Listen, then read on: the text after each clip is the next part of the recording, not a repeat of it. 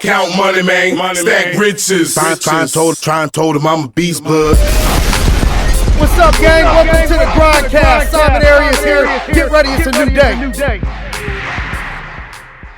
What's up, gang? Welcome back to the g.r.i.n.d. Simon Arias here, and the Justin Adams is going to be rocking with me this morning. What's up, Justin? What's happening? My mans. Yeah.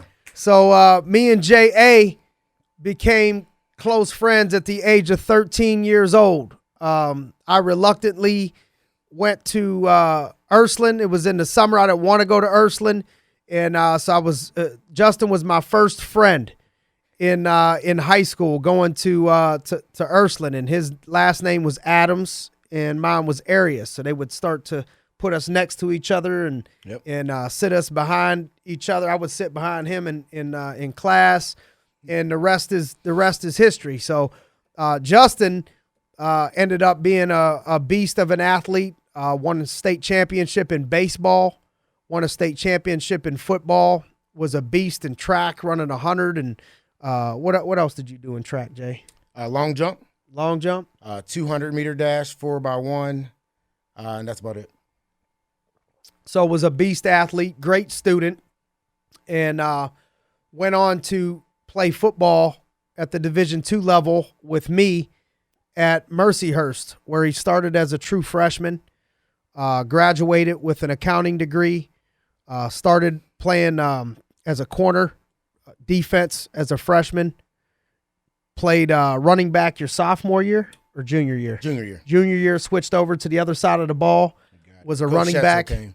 And was able to do both at a high level, kick returner, the whole deal. One thing that sticks out to me about you, Justin, is always having the ability from high school all the way to being an adult. I feel like you've had the ability to play under extreme pressure and keep yourself calm and be able to perform and deliver in crunch time. So I could think of multiple times in sports, be it watching you play in a state championship game in baseball where you would come through in critical moments, sharing the football field with you where we would go to Sharon, the second game of our senior year where we would play a nationally ranked Sharon Tigers football team with 6 guys going D1, us as an underdog, and we come out with a 10-point victory where you would score multiple touchdowns and outrun Marlon Jackson, to the end zone, who ended up being a Super Bowl champion, starting defensive back for the Colts, All-American corner for Michigan, and always able to come through in crunch time. I remember playing against Warren Harding, fourth quarter, a couple minutes left in the game. It's hard to score on each other. We're down, 5 points, and next thing I know, Justin breaks 85 yards, and we win that game. And so whether it was in sports in high school or in college, then we transition over into business, and then you have life adversities that happen in your personal life with your wife, and different things have come up in business, and somehow, some way, you're always able to keep a cool head about yourself and come through in crunch time, be it for your family or business or even all the way back in sports. That has to be somewhat of a mindset, not just a skill set, because a lot of people got the skill set, but they can't keep that type of a mindset. What has happened? What did you learn? What goes on in your mind in crunch time that has allowed you to be one of those type of people? Right. I think the biggest thing is my parents raised me to not want to lose. A lot of people love to win, but I hate to lose. So when I prepare for things and I know that, I might lose 100% of the time, but it's all about the preparation. So when I prepare, I'm acting like, they're going to need me 4th down and 1. When I prepare, I want to be that person that hits the home run or wins the game, for baseball. So when I'm preparing, there's one thing that I can control, and it's myself. I can control my response, and I can control how hard I work, because you never know when you're going to be put in that environment. I always try to be the first person in the weight room other than you, or we got there at the same time if we rode together. So I think my preparation in times when maybe we weren't in the limelight doing things really got me to whenever that time came, I was able to stay calm. And then dealing with adversity in life, I realized that it doesn't matter who you are. It's going to happen. So when that adversity happens, I always have a response. I can either run away from it, but that's not going to get me anywhere, or I can attack it and understand it's just one day, 1 week, 1 month, but it's not going to be a full year. They always say, whenever there's a rainstorm or a thunderstorm, it sometimes has to end. And then what happens? A rainbow happens. A rainbow comes. So I know that deep down inside, it's not going to be there forever. And I know I want to be that go-to person. No one wants to be that bench starter or not playing in the game. I wanted to be the go-to person. So when I was preparing to be that person. And now in business, I want to be the go-to person also. So I know that adversities will come. And I know that reading in the Bible, there was tons of adversities, people, getting killed, things happening to them, but they didn't lose their faith. So at the end of the day, you have to keep that faith and know that adversity will come. But if you're preparing for something, you just got to prepare. And then when that time happens, you got to shine and use all the things that you prepare and all the things that you've learned in that situation. What type of, so a lot of it is, preparation, which breeds confidence. Confidence allows you to stay calm in crunch time moments. But sometimes in life, you can't really practice or prepare for certain things. Right. And so, you think of, if we could be open, with people to grow. You've had moments in your personal life where your wife would have miscarriages. Hard to practice for that. Yes. Your mother-in-law, Tyler's mom would suddenly pass away. You can't practice and prepare for that. You can't. Recently, her brother passed away. Can't practice and prepare for that. No, not at all. So not under at all. all of those circumstances, and those are just to name a few. Right. Before all of that, I've watched you go through personal life stuff and find a way to come out on top. What goes through your mind, as your ability to, as you went through miscarriages, I watch you still come to work with a positive attitude. I watch you still show up for your team as a leader and not really show what was going on in your personal life. We have a stressful job as it is. Right. And so I watch things go on, with your wife and her mom and brother, and all these things pop up to where you have to be there with 3 young kids and still get the job done at work. That is not normal. Right. It's not normal. No. What goes on in your head? How can you articulate to somebody else, if you're giving them wisdom or teaching them, how do you go through those tough times? People think they go through tough times. They break up with a girlfriend or boyfriend and, they don't show up to work for 2 weeks. We're losing, close loved ones, miscarriages, and you're still showing up and getting the job done and being there for the family and being a husband and a dad. What tips do you have for people? Yeah, the tip that I have, and it's simple, but a lot of people don't do it. It's really the mind, body, and spirit. I try to feed my mind every single day, not just 1 or 2 days. I feed my mind. I feed my body, where I'm making sure that I'm working out. I know I got a boot on my leg right now from playing basketball. I tore my Achilles tendon, but I'm always trying to work out, because a lot of stress and frustration, you don't want to go punch somebody or punch a wall, but you can get it out on the weights. You can get it out in that work in that weight room. And then the third biggest key I feel that a lot of people miss is the spirit. I know that the spirit, if you read the Bible, there's been so many instances of them losing loved ones. And I always think about they killed Jesus. Someone who was trying to deliver everyone, they killed Jesus. So there's going to be attacks. There's going to be things that happen. And I know that what I'm thinking about in my mind is that someone else somewhere has it worse. Someone else somewhere lost a baby that maybe was 9 months old. They went through the whole pregnancy of getting big, eating crazy things, and now they lost their baby. And that's way worse than me losing my brother-in-law. I know it's not easy to lose a brother-in-law, but imagine that mom going through, 9 months, 12 months of that pregnancy. So I try to put myself in the position and be there for everybody going through it, because I want to be sympathetic for them. But I also want to put myself in a position that, guess what, it's not just me. And I know that even though that person... Keeping that perspective. I think that's huge. You got it. And they pass away. Life still has to go on. I still have children that I have to build up. I still have a wife that I have to love 100%. I still have friends. I still have people that need me leadership-wise. And if I crawl underneath a rock and don't come out, then I'm doing them a disservice. You know, someone, I think a pastor back in the day told me that you cannot get mad if someone went to heaven because they have it a lot better off than you do. It's better up there than it is down here. So I think I try to tell people that God doesn't make mistakes, even though we don't know what happened or why it happened.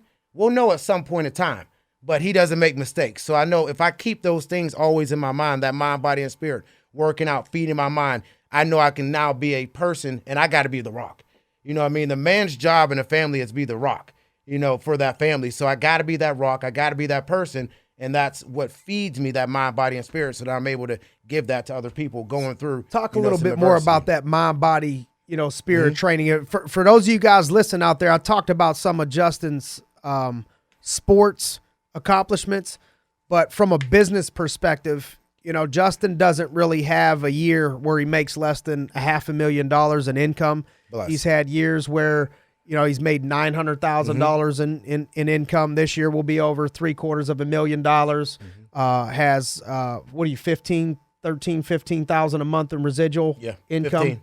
15,000 a month. So before he wakes up out of bed every month, 15,000 ACH into his account from things that he's done in the past in this business. And so I want to give you, this isn't just I have him on the podcast because he's my buddy. This is somebody that knows what he's doing and has been able to play at a high level on and off the field and do it all while handling a bunch of adversity. Talk to us a little bit more about that mind, body, spirit. Maybe somebody's hearing this for the first time. They don't know what that means. How do they go about it? What would you suggest somebody? Again, it goes back to preparation. So we talked about in sports, you over-prepared to be ready for that moment. Now you're talking about I'm preparing mind, body, spirit to be ready for these adversities. You got it. So the preparation of mind, body, spirit. Yeah. So starting with the mind, just reading books. Who's your favorite author? And I would say read their books. If you're in leadership, what if they don't have one? Find one. John Maxwell, awesome leadership expert. That I love to read. They have a lot of other books. From Relentless. If you're a sports person, Relentless is an awesome book. Tim Grover, the guy who trained Michael Jordan. So if you love sports, love basketball, that's an awesome book to get you going. But John Maxwell has books on leadership. He has books on changing, growing. And I think with your mind, a lot of people forget about growth. If you're not in that growth mindset, you're not going to grow. My father had a stroke a year ago, and I remember the doctor telling him, if you do not read the newspaper, read books, then you are going to lose everything that you basically gained for 50, 60 years. You're going to lose all your perspective. You're going to lose all the knowledge that you gained. So I take that and I use it to myself. When the doctor was talking, every single month I'm reading a book. Trying to get 2, 3 off the shelves. And read them and then I go back and read them. But you got to find, I would say John Maxwell, awesome person to read a book. Britton Costa wrote a book, in our agency, The Leadership Code, which is great if you're a leader. And I talk about leadership a lot because leaders are the next generation. In anywhere, I know I keep referencing the Bible or whatnot, but they say you should want the next generation to be better. So you got to be able to change yourself and be in that growth mindset, because if you're not growing, you're dying. Essentially, you're not really living. So that's the first part with the mind. And I try to get something in every single day, at least an hour, or at least 30 minutes if you're on the go. Podcasts are huge. You can and they're free, right? What we're doing right now, a podcast, every single day, not just, one day. Your body, working out. You got to find ways to work out. Even if that's, something that you're just doing in your home, you're walking, you're running, it just starts to stimulate your mind. And I think that in addition to the, part of the body that sometimes people don't talk about is the nutrition and hydration, drinking enough water, what you're eating, the type of food you're putting in your body, all the stuff that people think's no big deal. Yeah. They don't understand why they're getting tired and other people aren't. Right. Or why they get sick more than other people get sick.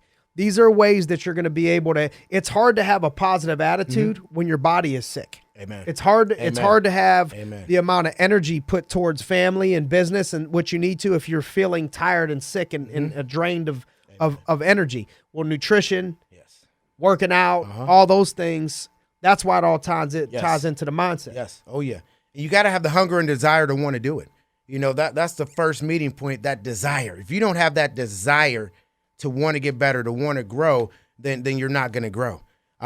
You know, you got to find somebody who's doing it and try to mimic what they want to do. I remember in school they got mad at us for copying off people.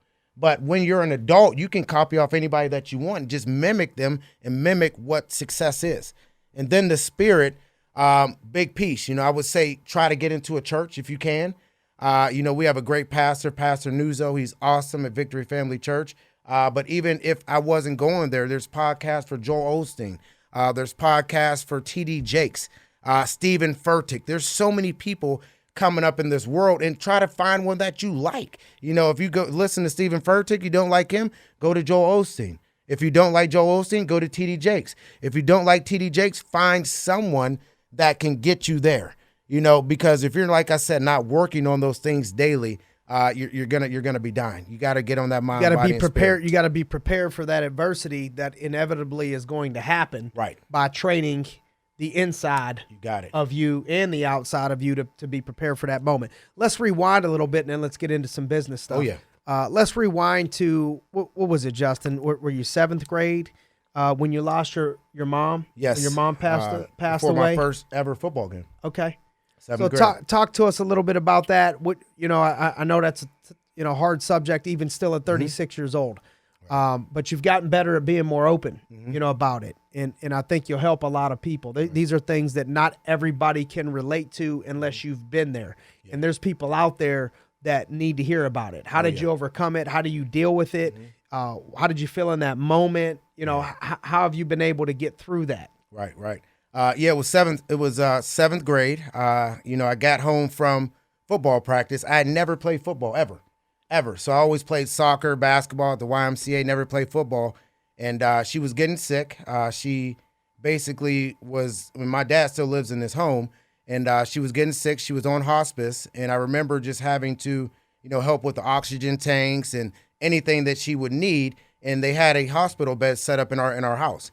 And when I got home, I remember someone saying that, you know, my mom had passed away. And immediately, I remember like it was yesterday, I ran upstairs. You know, no, I didn't show any emotion just yet, but I ran upstairs and, you know, I started to cry, started to, you know, sob because I knew that she would never be able to see me play football, see me play sports, something that I've been waiting for 7 years, not 7 years, 13 years to play, and they would never let me play. So she never, ever got to see me play football at all whatsoever. I know she's seeing me play. I know she saw me play in heaven, of course.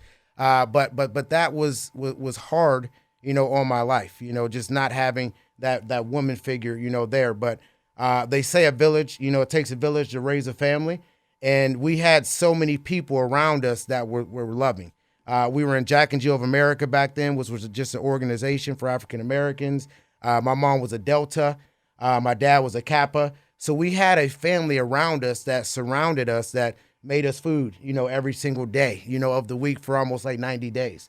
Because, of course, you know, the woman usually makes the food, you know. I saw my dad was very strong, you know, in this instance. And that made me, you know, pretty strong. So I think having surroundings around me made me very strong about it.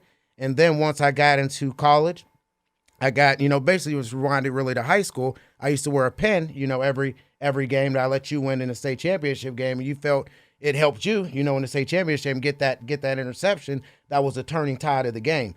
But I think every year that I got a little bit older, I was in college now, was, you know, I feel like I started to sense that God put me through this for a reason.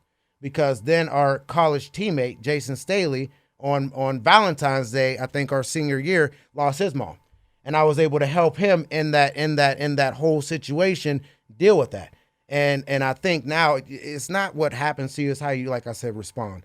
And so I look at every instance, adversity-wise, being my mother passed away or anything, and I take it as this is something that's going to help someone else later on. Not myself, but someone else later on. And that's the approach I take just so I can get through those little adversities. Love it. You know, it sounds like a lot of it, you know, was watching your dad. Mm-hmm. You know, if he wouldn't have handled it right, it would have been hard for you to handle it right. So yes. It's shout out to Mr. Adams, you know, because you've been great at handling adversity. Yes. And it sounds like it started with you watching him handle one of the hardest adversities that a person can deal with and stay strong. Right. So you modeled that. Yes. And it would just keep continuing, yes. throughout Right. throughout the rest of your life.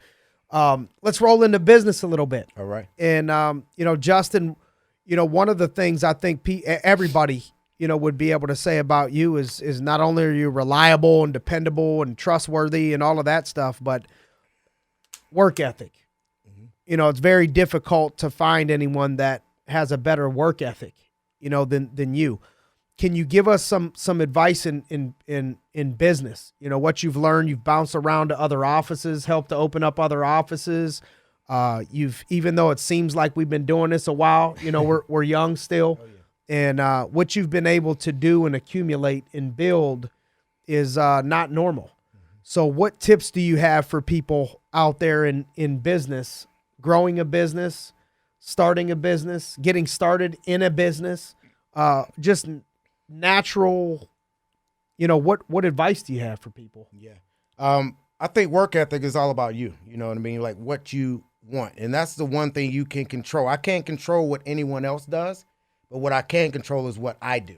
You know what I mean? That's my work ethic. So I try to be the first person here, last person out, always with work ethic. I try to make sure that I'm always doing things to get better, because in work ethic, you got to be getting better at the end of the day. You have to. And I look at it as we have a small chance on this earth. That's it. You know what I mean? And then it's going to be gone. So if you're not working at everything that you're doing the hardest that you can, you shouldn't be doing it. Because I might not be first place in AOP. I might not be, and AOP is something that, we trigger, in our Scoreboard. business, our scoreboard.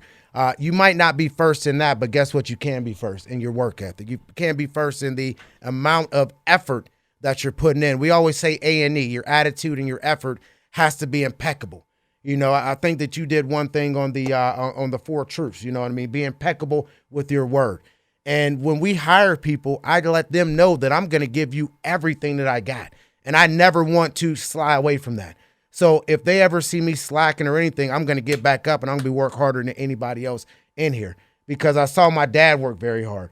He left the house at 4 or 5 o'clock in the morning, drove to Warren, and then was back like 3, 4 o'clock, then coached baseball. My baseball teams, coached some of the football teams. So he was doing things, and I think I got that work ethic from him, because I never saw him complain, never saw him miss a day of work. It doesn't matter what happened. So I knew if he can do it, I know I can do it. I always try to find somebody that was doing it, and I try to say, guess what? I got to compete. That's what my father taught me, is how to compete. You know what I mean? Because you can only do what you can do. So I want to do it at the best of my ability. No doubt. What things in leadership would you say now better after 10 years in the business than 7 years ago, 5 years ago? What do you think you're better at now, if you could pinpoint a couple things that you wish you knew then, or that you wish you were better at 7 years ago, 10 years ago? I think I'm better at connecting with people. In leadership, you have to go from directing to connecting. Because if you do not connect with people, then they're not going to take your direction. And I think that now I look at people in the sense of their own eyes, not my own eyes. I want more for people, than what I want from them. And I think that's a big leadership piece. I'm able to connect with more people. I'm able to now show them what I've been through. How do you do that now? How did you get better at that? Or, how do you connect with somebody? How do you get better at connecting with people? I try to figure out what's in it for them. What do they want? Insensitivity to people. I'm learning people's names. I'm finding out what's important to them, because what's important to them has got to be important to you in leadership always. If their mom's important, you better make sure that you make a big impact on them. Like we just had, and I'm not doing this to toot my own horn by any means, okay? But we have a gentleman on my team. His name is Nick Atala. He has a pool at his house, awesome setup. And I know that his mom is someone that's huge in his life. I'm talking about, he has 2 children. He's not married, unfortunately, but his mom takes care of his children. His mom had knee surgery a little bit ago, and we had a call session at his house on Sunday. So before the call session, I went and got his mom flowers, and I got his little kids, a little toy. Something small, but I know it goes a big way, because she's basically doing a lot for him, and she's important to him, and his kids are. So I wanted to show them that I appreciate them, 100%. And I feel like I would have never did that 2 years into the game. Never, ever, ever would even thought about it. Love it. Love it. What mistakes would you say you could help people avoid? What mistakes maybe did you make in the first 5 years of your career that you won't make in the next 5 years of your career, so people can benefit from some of those lessons? I think I winged a couple things. A couple meetings I would just wing. I would stay up all night, not studying or anything like that. Just pick up a paper and just wing a meeting. And that's something that, if people are spending, their time with you, you gotta be prepared. So I think preparation now is key for me, but I think I winged a lot of things in the beginning. I think I reacted off emotion, and I really didn't think about the situation or think about what's in it for them. What are they thinking? Are they brand new, nervous, scared? And I would never think about that. I wanted, because I had a lot of success, I wanted them to have the same success I had. And I didn't think that someone different than me could have success. I just looked at them as, you got to be me. You got to do it like this. You got to do that. But now 10 years into the game, now I'm knowing that, everybody's not going to do it like me. And that's why sometimes you put top producers in positions, and guess what? They don't do that well in leadership because they're a producer and they try to get everybody to do it like them. But everybody's different. How have you been able to have, people feel like at times, I think, that it's more difficult to function in business or in a business setting where the diversity or the culture is not all as many African Americans, or whatever the situation may be.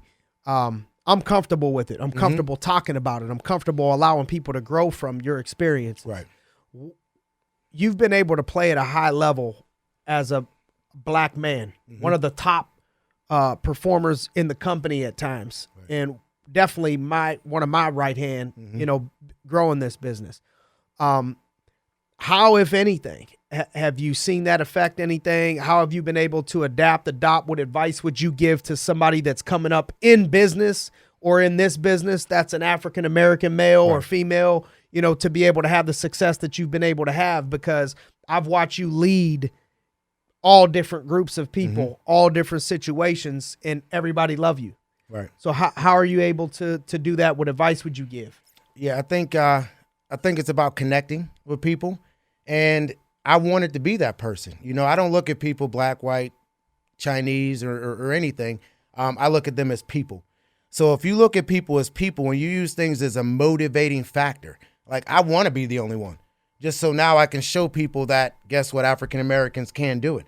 I don't care that I'm the only one. I go into it as I know I might be the only one. So guess what? I'm going to show people that I can do it. It was the same way when I was a stockbroker.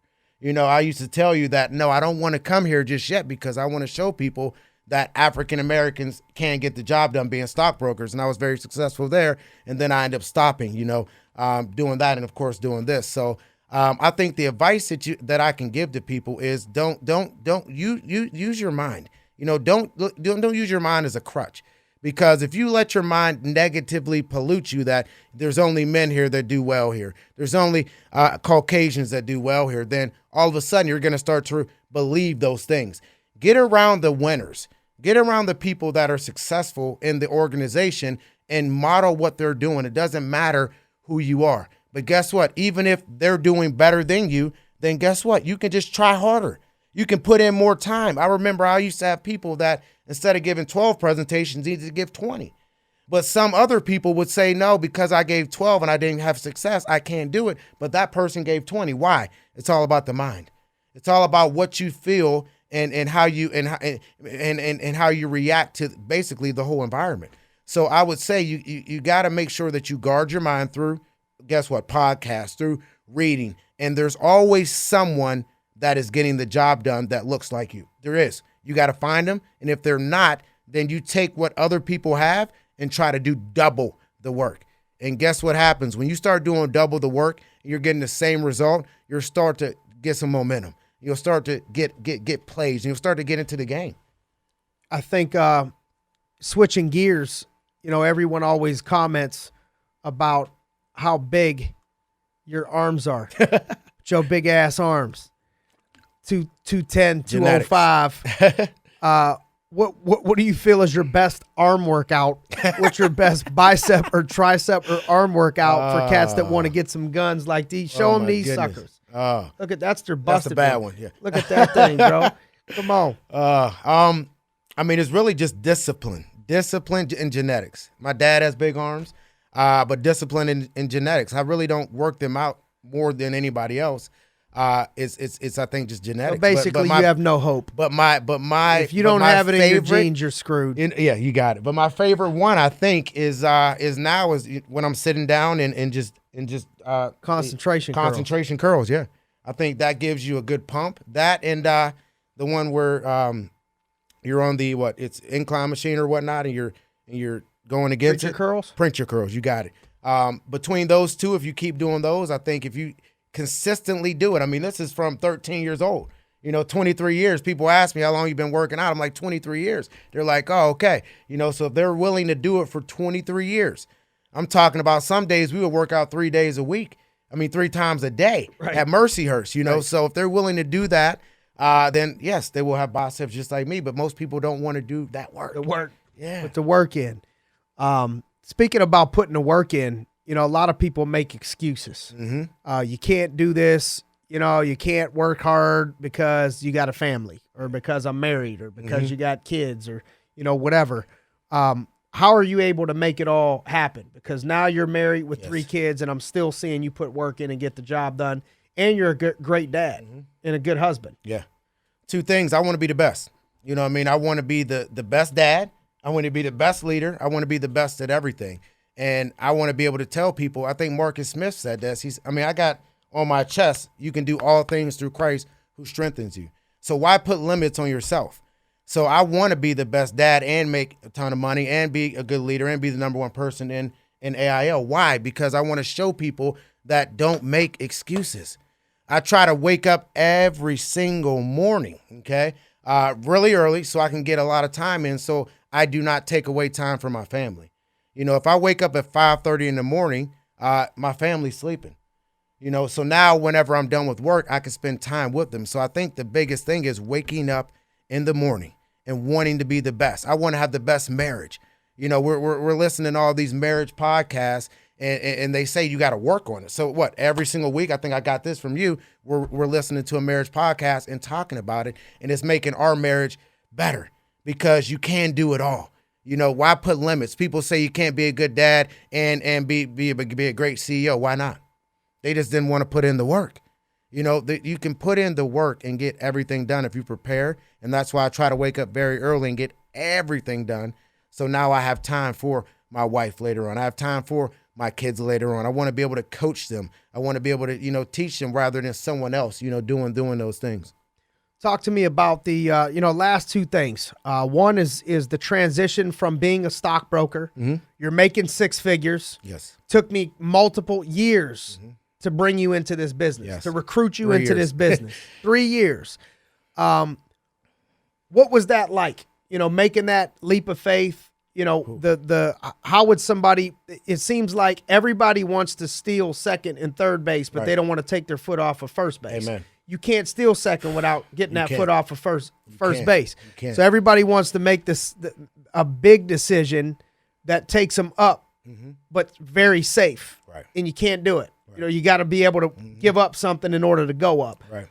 What was that transition like? What would you tell people about making a leap of faith in wherever they're at in their life? It was very scary.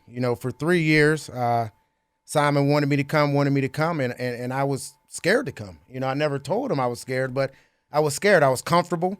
I thought at that time I was, making good income, $150,000 a year, and I thought I'd be able to do a lot. And what happened was I found with $150,000 I wasn't able to do that much. And what I mean by wasn't able to do that much, the things that I wanted to be able to do, didn't want my wife to work. I wanted a bigger house. I wanted to be able to give to the church. I wanted to be able to give to my family, and I wasn't able to do that with $150,000. So when I made that jump, I was very scared, but I knew if I put all my trust in Simon and the system, things would go well because I saw other people in the industry that I knew were not better than me. And when I look at my whole life, I was afraid of commission. I was afraid. It took me 3 years just to be on commission as a stockbroker, and I was scared, but I knew I could work hard. I took that mentality that I could work hard, that I could make the phone calls, that I could, be in the office, something that I can control myself, and I did very well. So when I got here, I put my head down and I said, I'm going to give it everything that I got. I'm going to pick the people's brains that were doing well and see why they were doing well. I woke up every morning at 7, before 7, of course, but I was at the office every morning at 7 a.m. We had a 7 a.m. club. And from 7 to 9, all we did is we studied and we studied. And when 9 o'clock came, then we started making phone calls. So I think it got me a little bit more at ease because I saw that it was only really hard work that I had to do.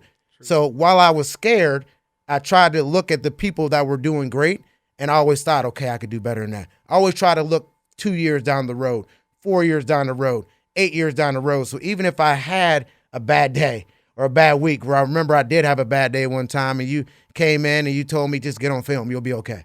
You know what I mean? I got on film, and then, I did very well. And so I try to keep a circle around me that would always lift me up whenever I got down. And then I remembered those people whenever I got up, that I made sure that they knew that I appreciated them, like the Jeff Thiels and the Chris Williams, the people that, trained me early on in this business and made me successful. Love it. Last but not least, we just got back from Italy. A couple days you and Tyler went out on a private yacht. Yes. Just you for hours and hours in Italy. Things that people don't get to do. Things that people like you and I, coming from Youngstown, Ohio, the north side, the east side, don't do. No, not at all. A lot of that comes from sacrifice. Sacrifice creates opportunity. Close us down. Talk to us about, what sacrifice means to you, how sacrifice has helped you in your life, what advice you would give to others that need to make sacrifices to take themselves to the next level. Yeah, sacrifice is everything. If you're not willing to sacrifice anything, you're not going to be willing to gain everything that this world, has for you. Sacrifices mean everything to me. I've been sacrificing some birthdays, family reunions, and it's only for a certain period of time. But I think what a lot of people don't sacrifice things is because they think, what if something happens to me? What if I pass away? What if I get an illness? And I think that deters people from sacrificing in their life. They're afraid that if they sacrifice their daughter's maybe first birthday party, and I get it. I never want to sacrifice and not be at my daughter's first birthday party either. But if I know it's going to make her 5th birthday party even better, I'm going to sacrifice the first one. And I'm not afraid and ashamed that if I'm not here for her 5th one, that I did something wrong, because she will know that daddy was actually working so you can have a better lifetime. And I'm sure my wife would tell her that also. So you got to sacrifice a lot, not a little bit. You got to look at your life and you got to think about what do you want and what's it going to take to get there.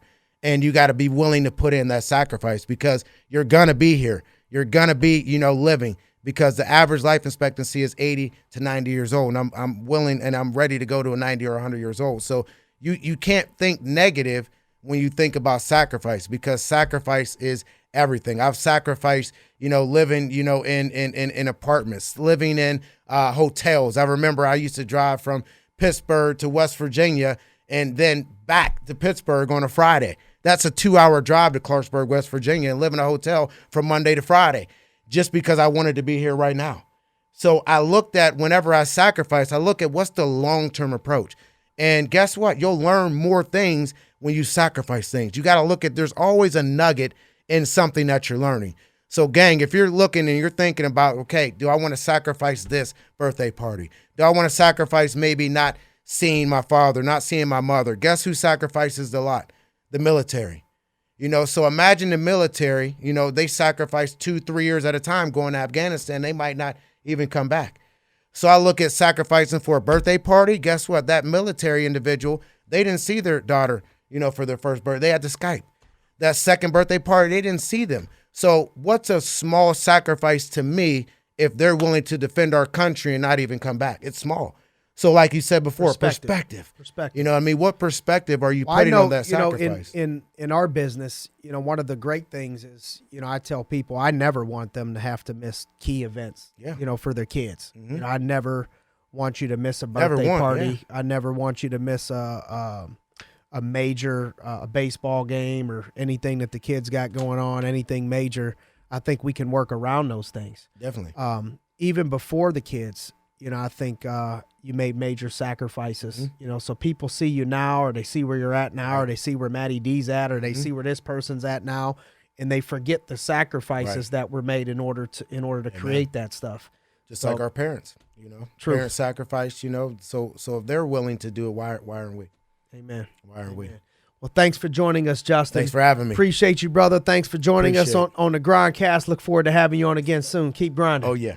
Count money, man. Stack riches. Try and told him I'm a beast, bud.